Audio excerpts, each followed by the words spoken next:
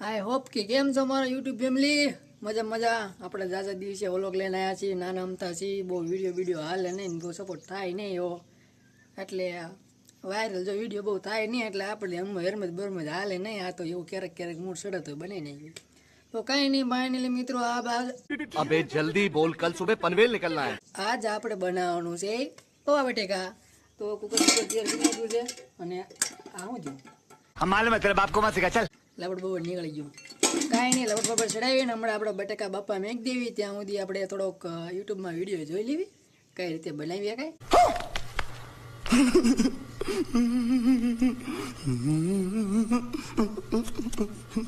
પછી આપણે બનાવી તમને બતાવી હું કઈ રીતે બનાવવાનું કેવા લાગે.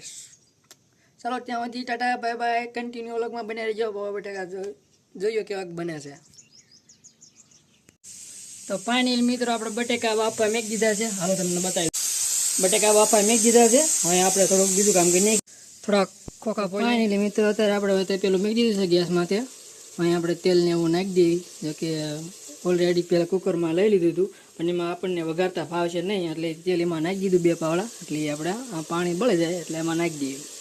થોડીક રાઈ નાખી દેવી. આપણને જીરું બહુ હોતું નથી એટલે થોડું નાખી. પાંદડા નાખી દેવી. થોડીક ડુંગળી નાખી દીધી હોય, અને ખોખા નાખી દીધી, હલાવી નાખીએ. ગેસ ફૂલ નહીં રાખવાનો, ધીમો રાખવાનો. એટલે બીજું કમ્પ્લેટ. થોડુંક મીઠું નાખી દેવાના પૂરતું.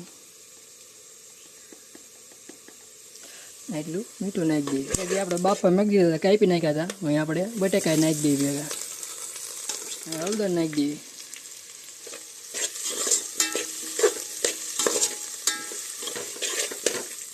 તો ફાઇનલી મિત્રો આપણે પૌવા બટેકા થઈ ગયા તૈયાર. અહીંયા ખાઈ લઈએ કેવાક બન્યા છે.